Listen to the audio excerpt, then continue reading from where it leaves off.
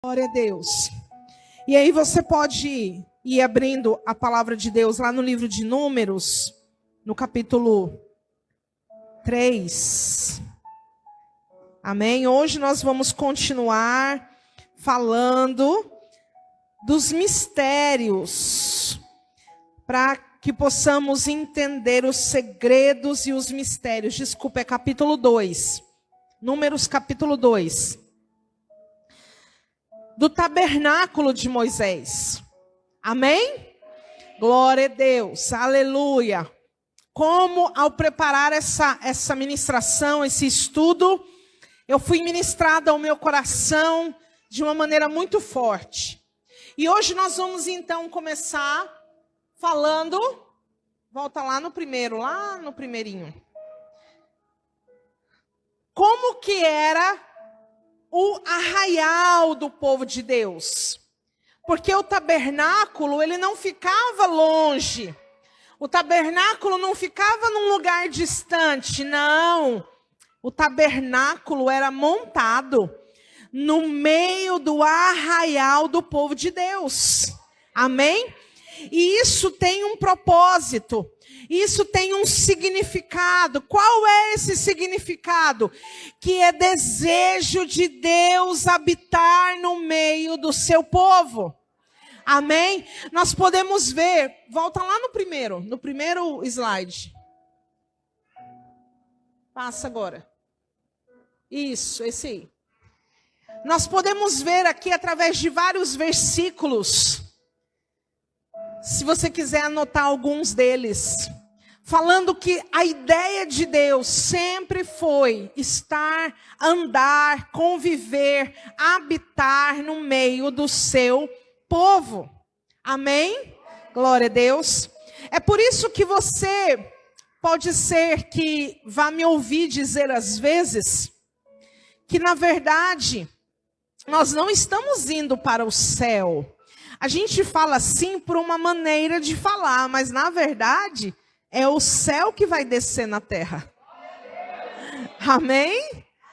Pastor, eu não sabia disso. Abre Apocalipse, capítulo 21. Olha o que está escrito lá no versículo 3. E ouvi uma grande voz do céu que dizia: eis aqui o tabernáculo de Deus com os homens, pois com eles habitará. E eles serão o seu povo, e o mesmo Deus estará com eles, e será o seu Deus. Aleluia!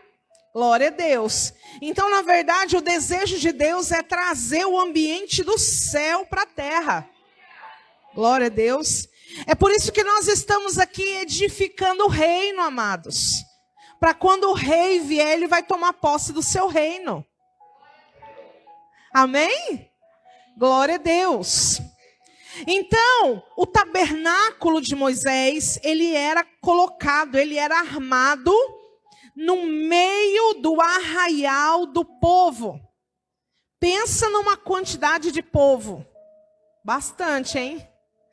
Mas tinha um porém. As pessoas não poderiam dizer assim: eu quero que a minha tenda seja armada o mais próximo possível do tabernáculo. Ou senão alguém diria assim: não, eu já prefiro que a minha tenda fique lá na última fileira, porque eu não gosto de ouvir o barulho dos animais, me incomoda isso. Então eu não estou afim de ficar convivendo com isso, então eu vou pôr a minha tenda lá na última fileira. Não podia ser assim. Deus já tinha estabelecido todas as coisas. A palavra de Deus diz que ele deu um modelo para Moisés. E Moisés fez conforme todo o modelo que ele entregou para Moisés. Amém? Inclusive a divisão de onde cada tribo iria ser posicionada. Então, amados, o que isso significa para nós? Que quem decide viver na presença de Deus, tem que ter o entendimento de que ele vai ser guiado, ele vai ser direcionado pelo Senhor.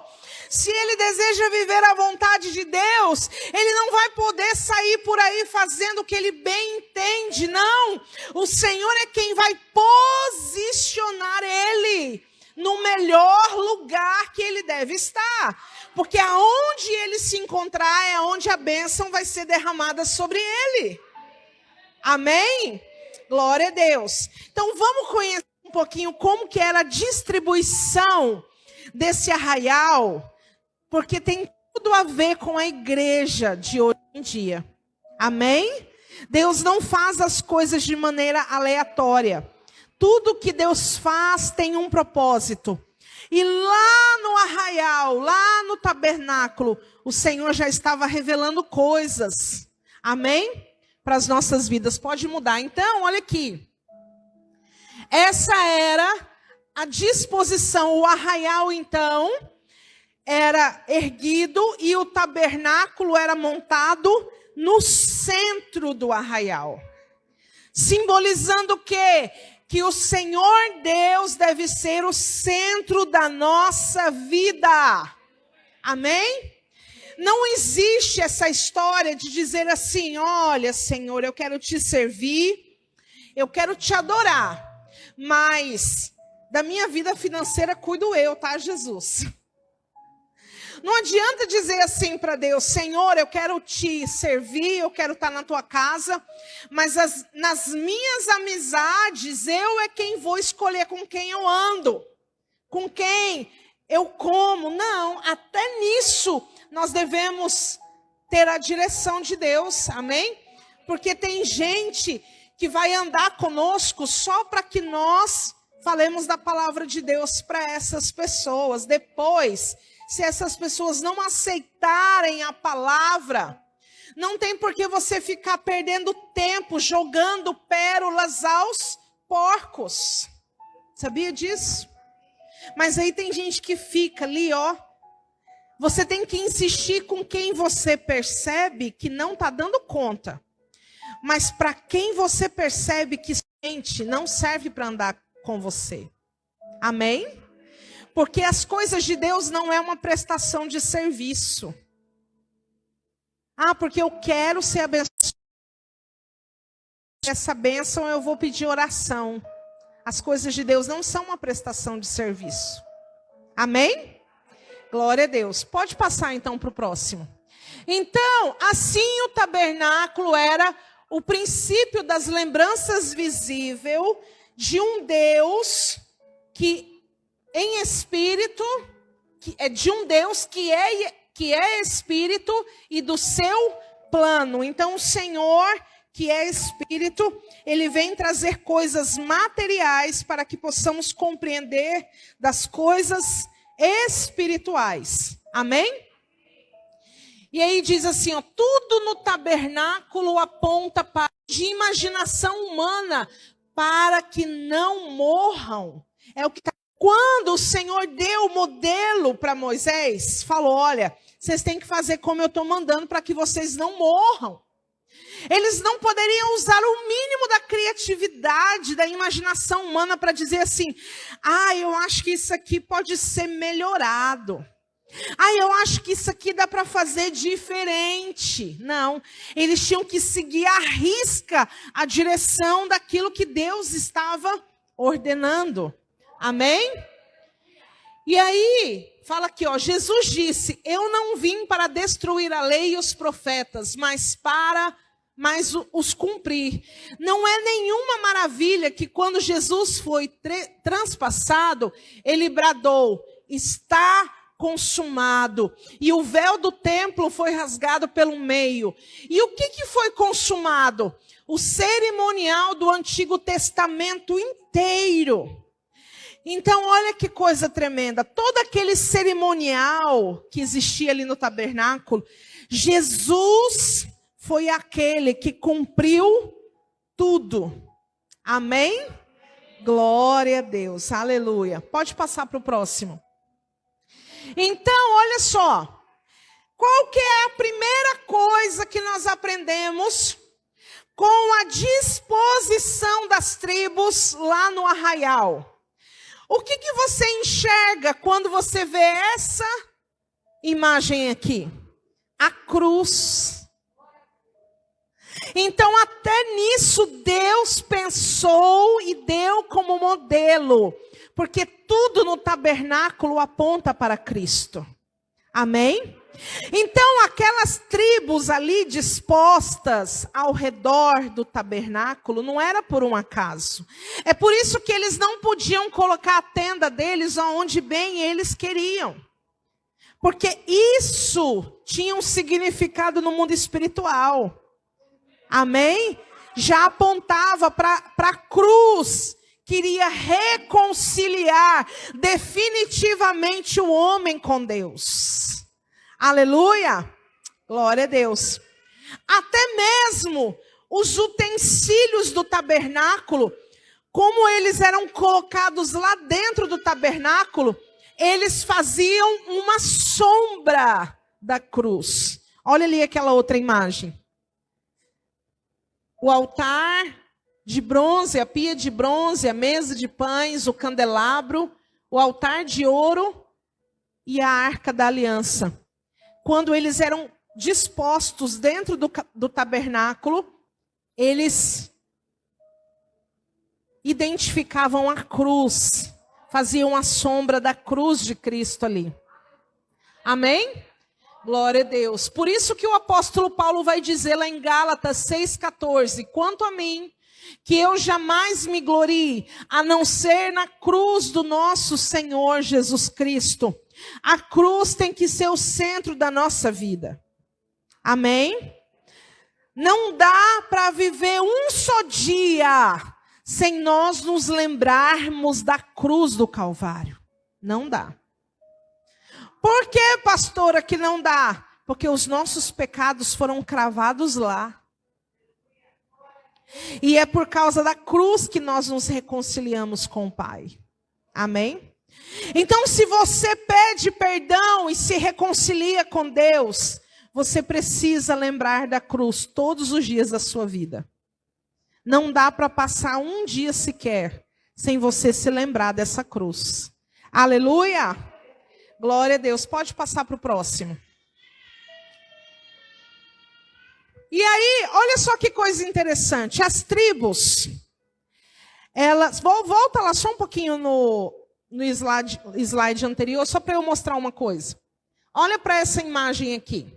Estão enxergando? Estão conseguindo ver? Nessa imagem, a gente percebe o quê? Que as tribos, elas eram divididas em grupos de 3, mas cada um desses grupos tinha uma bandeira da tribo que representaria aquele grupo. Estão entendendo? Amém? Então aqui nós vemos, o norte é lá, tá, gente? O norte, sul, leste, oeste, tá? Por que eu estou te falando isso? Porque quando você for ler na tua Bíblia, sabe por que você não consegue entender às vezes? Porque você não tem a visão dessa imagem. Aí às vezes fica confuso. Entendeu? Por isso que eu estou te falando isso. Pode passar para o próximo. Vamos ler lá no próximo. Aí diz assim, ó, a leste, sob a bandeira do leão, se posicionavam as tribos de Judá, Issacar e Zebulon. Amém? E esse grupo de 3 tribos formavam 186.400 indivíduos. Eles representavam o maior grupo que ali estava. Amém? A oeste, sobre a bandeira do boi, estavam as tribos de Efraim, Manassés e Benjamim. E este era o menor grupo das tribos, abrangendo 108.100 pessoas. Ao norte, acampavam sobre a bandeira da águia as tribos de Dan, Asser e Naftali. O total de pessoas deste acampamento era de 157 mil indivíduos. No lado oposto do acampamento, ao sul, sob a bandeira do homem, encontramos as tribos de Ruben, Simeão e Gade. A quantidade de indivíduos neste acampamento era quase igual ao número de pessoas do lado norte. 151.450. Então, por causa disso, era possível formar a cruz. Amém? Agora, olha só que coisa interessantíssima. Pode passar para o próximo slide. É importante acrescentar que os 4 rostos da visão de Ezequiel correspondem aos 4 símbolos encontrados nas bandeiras, sobre as quais a nação de Israel acampava. Os 4 rostos representavam um leão, um boi, uma águia e um homem. Tem 2 textos aí que vocês podem estar anotando e lendo na casa de vocês, para melhor compreensão. Eu não vou ter tempo de ler aqui, que é Ezequiel capítulo 1, versículo 10. E a visão que João teve do trono de Deus, quando ele tem a visão do trono de Deus, ele vê essa mesma figura que está lá em Apocalipse 4, 5. Amém? Um ser espiritual que tinha esses 4 rostos. Não é uma coincidência. É porque aquilo já apontava para coisas espirituais.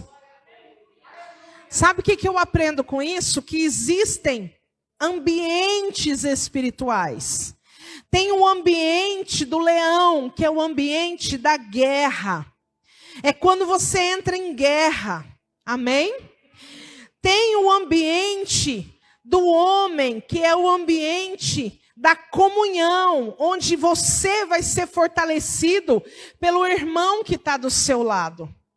Tem o ambiente do boi, que representava o sacrifício, e o sacrifício está ligado ao quebrantamento. É um momento do ambiente na sua vida que você precisa andar quebrantado diante do Senhor. E tem o ambiente espiritual da águia, que é o ambiente da adoração, que é quando você vai vencer, é quando você vai alcançar vitórias da parte de Deus através da adoração. Amém? Glória a Deus. Pode passar para o próximo, então. Então, olha só, para a gente poder entender melhor, o tabernáculo está ali no centro. Amém? Glória a Deus. Em volta dele estão as tribos. Só que olha que coisa interessante. Nós vamos ler aqui também alguns nomes. Vamos lá de cima. Meraritas, Gersonitas e Coatitas. O que significa isso, gente? Vamos ler lá no Números capítulo 2, que a gente ainda não leu, e aí depois eu vou explicar. Amém? O versículo 1 vai dizer: Disse o Senhor a Moisés e a Arão: Os filhos de Israel se acamparão junto à sua bandeira, segundo as insígnias, quase que não sai, da sua família, ao redor, a certa distância da tenda da congregação se acamparão.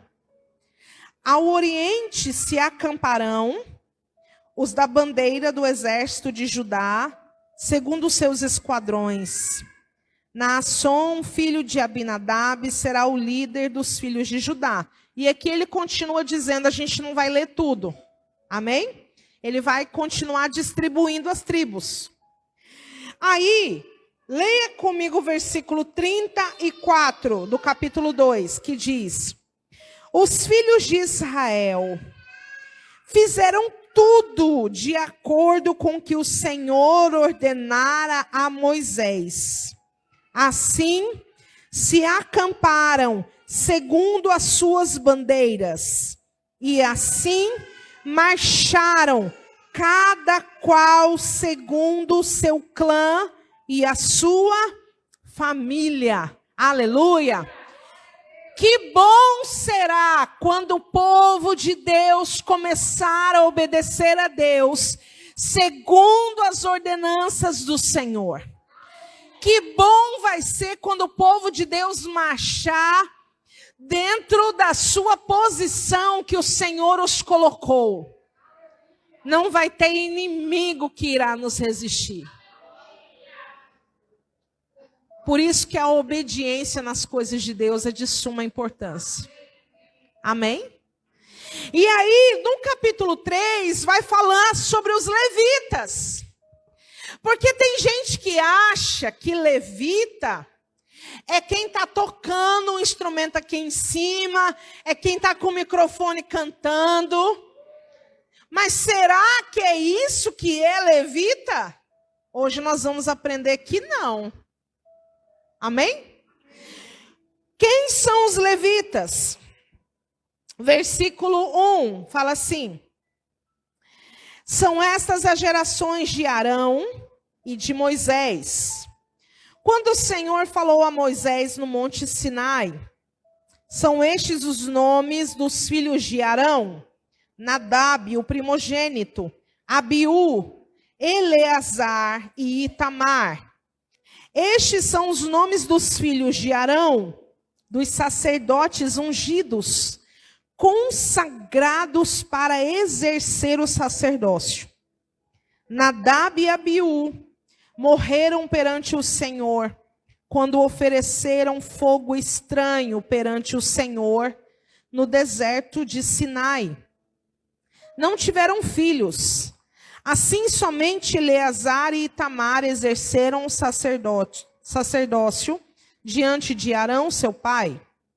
Disse o Senhor a Moisés: faz chegar a tribo de Levi e põe-na diante de Arão, o sacerdote, para que o sirvam. Cumprirão eles os seus deveres, os de todo o povo diante da tenda da congregação, para ministrar no tabernáculo. Cuidarão de todos os utensílios da tenda da congregação, cumprindo as obrigações dos filhos de Israel, ao qual ministrarem no tabernáculo. Dará os levitas a Arão e a seus filhos. Dentre os filhos de Israel lhes são dados. A Arão e os seus filhos, porém, ordenarás que guardem o seu sacerdócio, e o estranho que nele tomar parte será morto. Disse o Senhor a Moisés: eu mesmo tomei os levitas do meio dos filhos de Israel, em lugar de todo primogênito que abre a madre entre os filhos de Israel. Os levitas são meus. Amém? Então os levitas foi uma tribo que o Senhor Deus separou, reservou, para que eles pudessem servir no tabernáculo. Amém? Então existia a classe de sacerdotes, e do meio dos sacerdotes existia um que era o sumo sacerdote. Nós vamos estudar isso um pouco mais para frente. Amém? Mas o Senhor Deus então pega a tribo de Levi e fala assim: olha, vocês estão sendo separados para servirem no tabernáculo. Amém? Isso significava o quê? Que eles iam ter que limpar, eles iam ter que fazer de tudo o que seria necessário para manter o tabernáculo de pé. Amém? E é por causa disso que a gente vê aqueles nomes ali, ó, escritos ao redor do tabernáculo. Porque os levitas, eles foram separados em 3 grupos. Os filhos de Gerson, os filhos de Merari e os filhos de Coate. E cada um tinha o seu trabalho específico. Eles não iam lá para fazer o que eles queriam, não. Tipo assim, não, hoje eu só quero ficar cuidando do candelabro. Não, hoje eu só quero ficar cuidando dos pães. Não, eles tinham que exatamente fazer aquilo que estava ordenado ao seu grupo. Amém? Glória a Deus. Então eles foram divididos nessas 3 grupos: meraritas, gersonitas e coatitas. E eles é os que ficavam ao redor do tabernáculo com as suas tendas ali, à disposição do sacerdócio. Amém? Pode passar, por favor. O próximo slide. Então, os descendentes de Levi estavam mais próximos do tabernáculo, acampando-se em sua volta. O número total de levitas homens contados a partir de 1 mês de vida somava 22.000. Moisés e Arão, responsável pelo sacerdócio, e suas respectivas famílias, acampavam bem à entrada do tabernáculo. E os demais filhos, Coate, Gerson e Merari, rodeavam o santuário a fim de o proteger, carregar, armar e desarmar. Está lá em Números 3, versículo 21 a 39. A advertência era clara: o estranho que se aproximar morrerá. Por quê? Porque o tabernáculo era algo santíssimo. Então não podia ser qualquer um para tocar, para manusear as coisas sagradas da parte de Deus.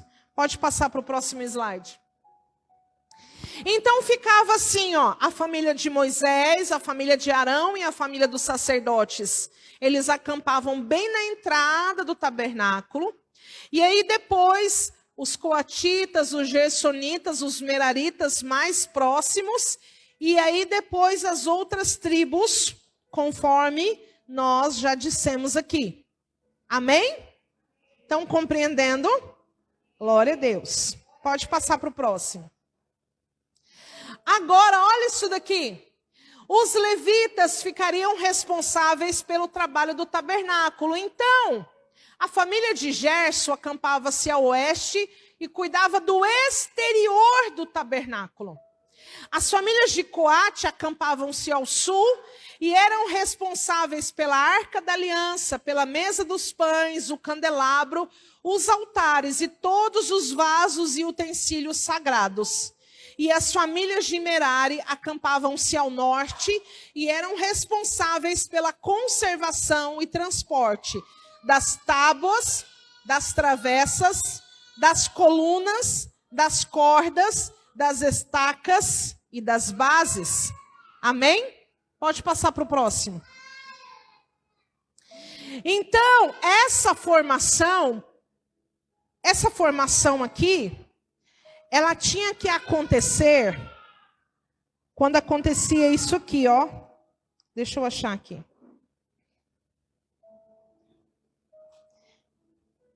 Gravem bem essa formação aí. Amém?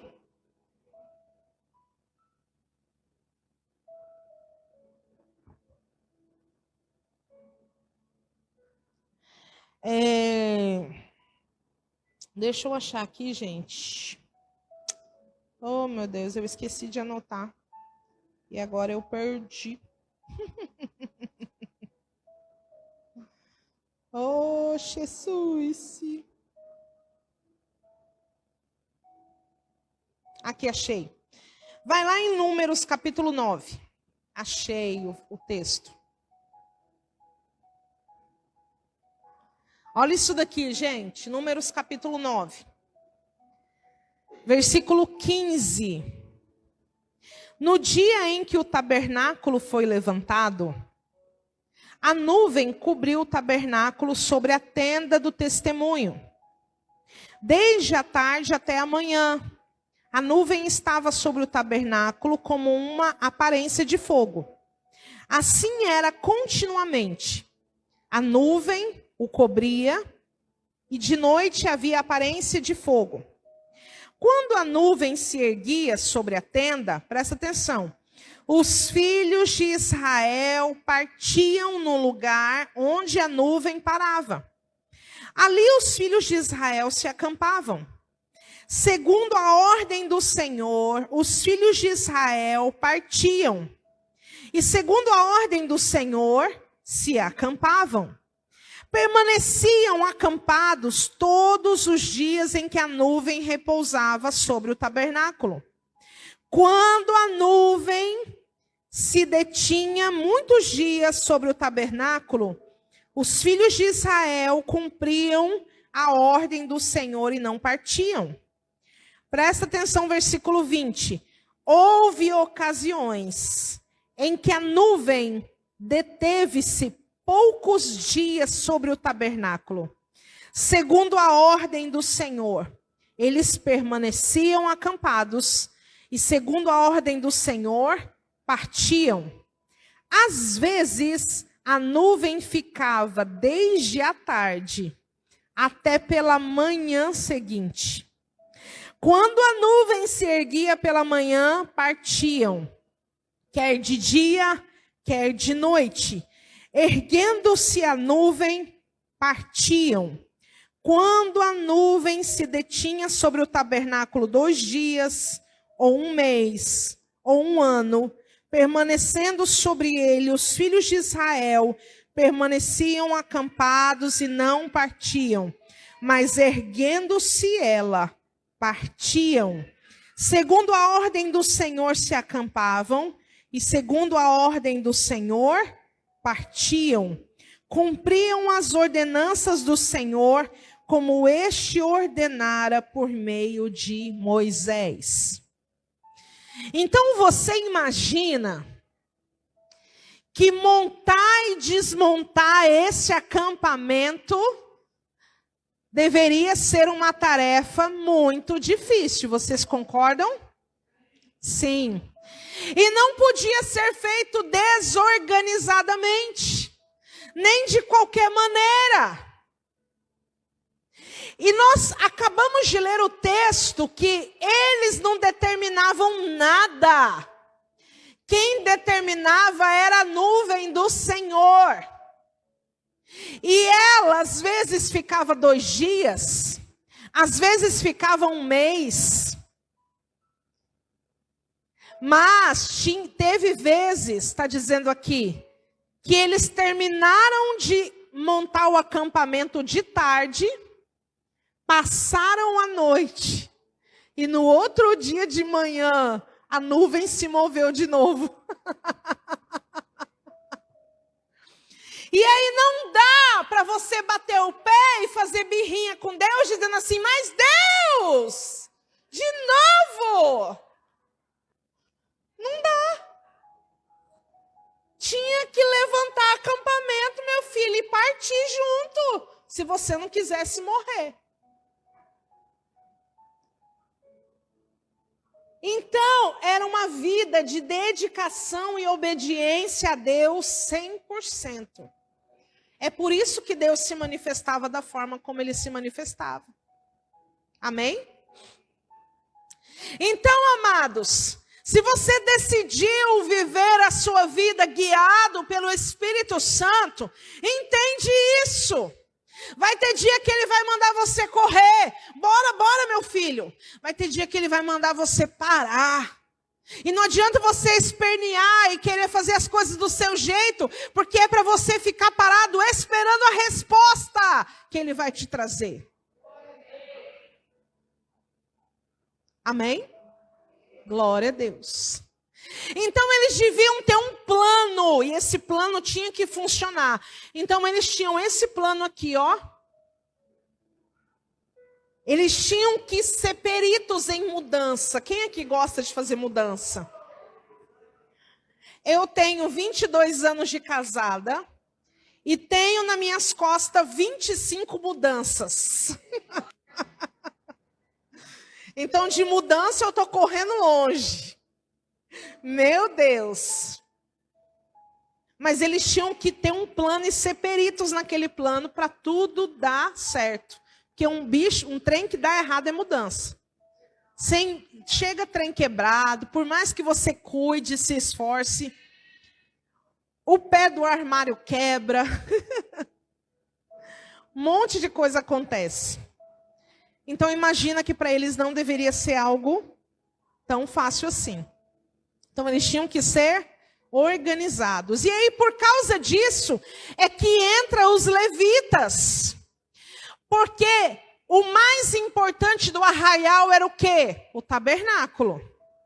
E o tabernáculo, as coisas eram santíssimas ao Senhor. Lembra que não podia chegar qualquer um falando assim, deixa eu ajudar a carregar essa estaca aí. Não podia, porque senão ia morrer. Então, por mais boa intenção que alguém tivesse, não poderia. Teria que ser aqueles escolhidos e separados para fazer esse serviço. Amém? Glória a Deus. Pode passar para o próximo. Então, existem aqui dois textos, Números capítulo 10, do versículo 33 ao 36, e Josué 3, do 3 ao 4, quero que vocês anotem para ler depois. Amém? Então, por este tempo, todo o povo estava pronto para viajar de um modo muito organizado. A arca conduzia a jornada. Em primeiro lugar, a arca da aliança, sendo símbolo do comando divino, foi levantada. As varas descansaram nos ombros dos coatitas, que então marchavam à frente do povo com a arca sobre os ombros. Pode passar para o próximo. Embalando a mobília. Tudo no tabernáculo era portátil, de modo que a nuvem de glória, que em hebraico é Shekhinah, sabia disso? A gente fala Shekinah, mas não é certo falar Shekhinah. O hebraico mesmo é Shekhinah. Não tem esse K, né? E aí, a nuvem de glória, que é a Shekhinah, se movia. Eles se moviam e também a arca, eles precisavam aprender que era Yahvé quem estava acampado entre eles. Como os israelitas marcharam no deserto, os levitas, que é da tribo sacerdotal, desmontavam o tabernáculo e a arca era levada pelos sacerdotes em 2 varas. Então eles iam com a nuvem de glória sobre eles, amém? Pode passar para o próximo. Então aqui a gente tem uma imagem. E eu quero que vocês abram comigo. Agora presta atenção nisso aqui, ó. Números capítulo 7. Vamos ler lá, Números capítulo 7. O versículo 6 a 9. Olha o que a palavra de Deus diz aqui, gente. Presta atenção nisso. Assim Moisés recebeu os carros e os bois, e os deu aos levitas. 2 carros e 4 bois deu aos filhos de Gerson, segundo o seu serviço. 4 carros e 8 bois deu aos filhos de Merari, segundo o seu serviço, sob a direção de Itamar, filho do sacerdote Arão. Aos filhos de Coate, porém, nada deu, porque a seu cargo estava o santuário e o levavam aos ombros. Uau! Os levitas que eram responsáveis de transportar todos os utensílios do tabernáculo, eles deveriam fazer isso de maneira muito bem organizada, porque eles nem poderiam tocar nos utensílios, eles tinham que cobrir os utensílios, né? Com as mantas, com as peles, que era ali designado. E os filhos de Coate, eles levavam as coisas mais santíssimas, que era a arca, o candelabro, lembra que a gente falou lá? Só que essas coisas não podia ir no carro de boi. Tinha que ir aonde? Nos ombros deles. Aí você olha para esse texto onde Moisés pega os bois e carros de bois. E ele fala assim, olha, vocês que são os meraritas, vocês vão precisar levar as coisas, então eu vou dar para vocês essa quantidade de bois e de carros. Vocês que são gersonitas vão ter que levar as estacas, as tábuas, né, toda a parte da estrutura do tabernáculo. Então eu vou dar para vocês esses bois e esses carros. Aí, para os coatitas, que aparentemente são os que levam as coisas mais santíssimas, Moisés olha e fala para vocês, eu não vou dar nada.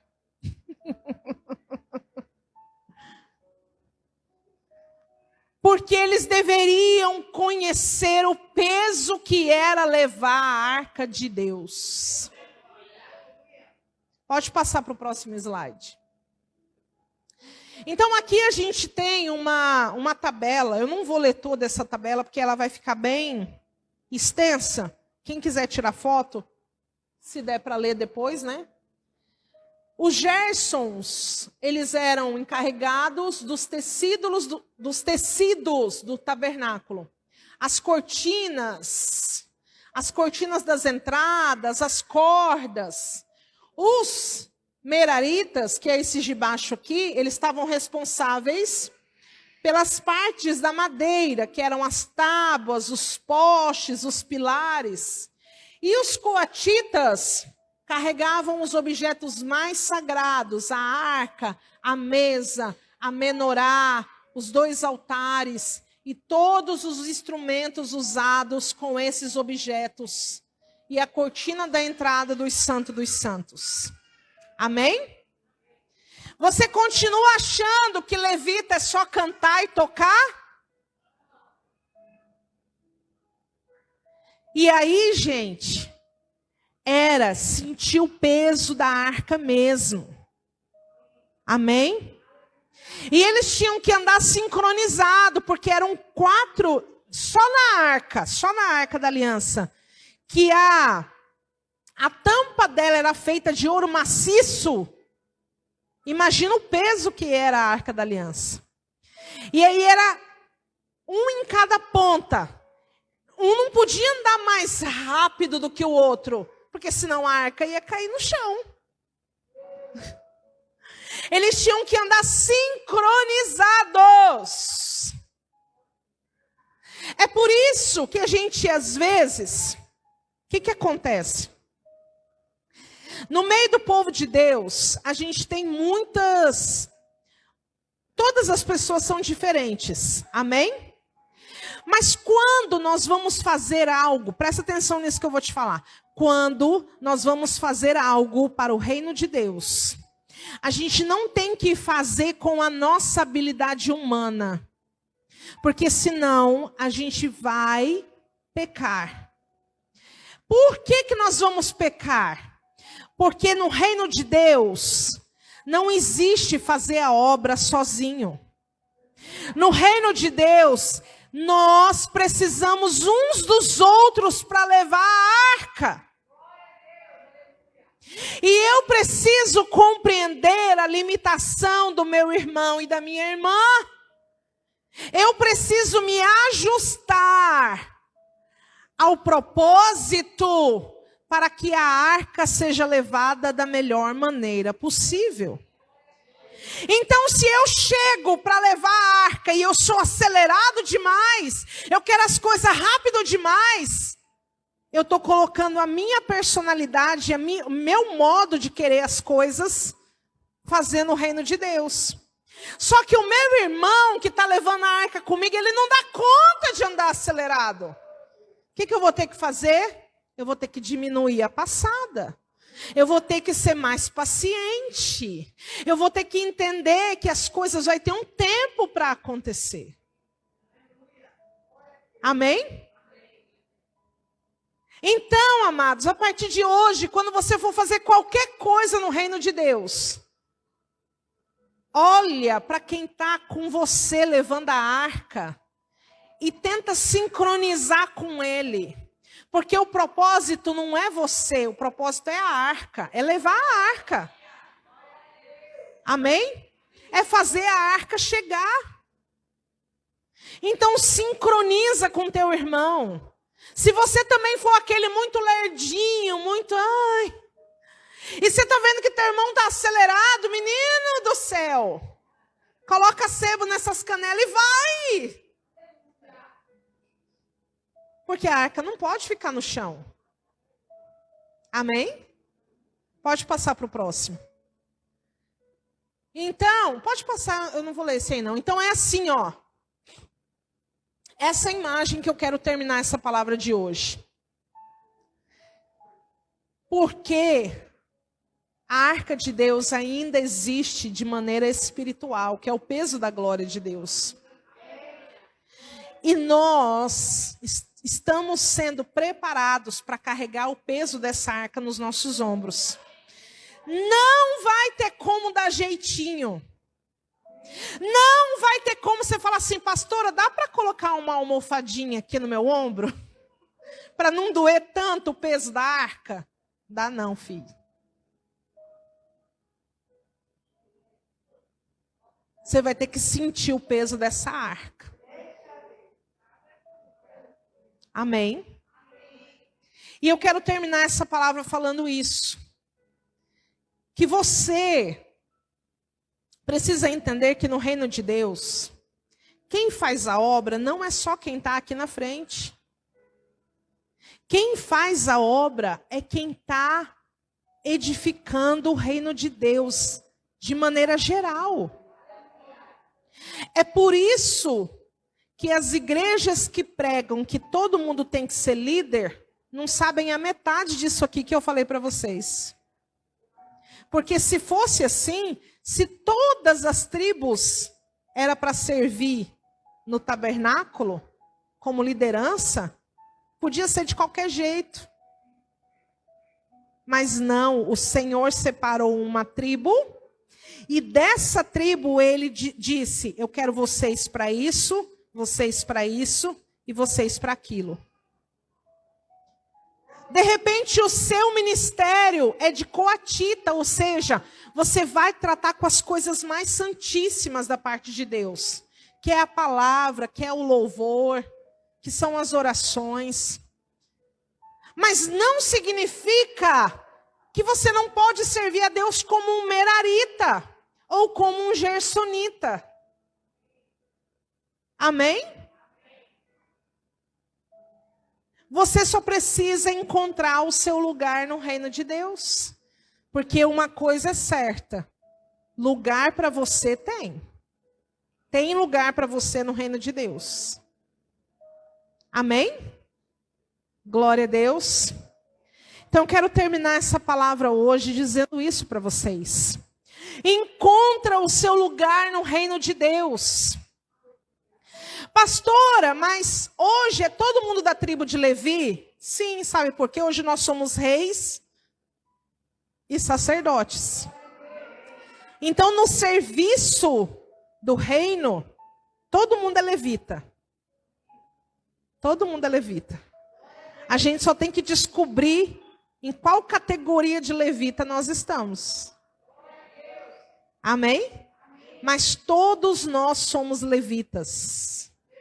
Então, levita não é só aquele que canta e toca na igreja. Levita é aquele que trabalha para a edificação do reino de Deus. Porque hoje já não existe mais o tabernáculo, mas existe o reino. Amém? Glória a Deus. Vamos orar, fique de pé.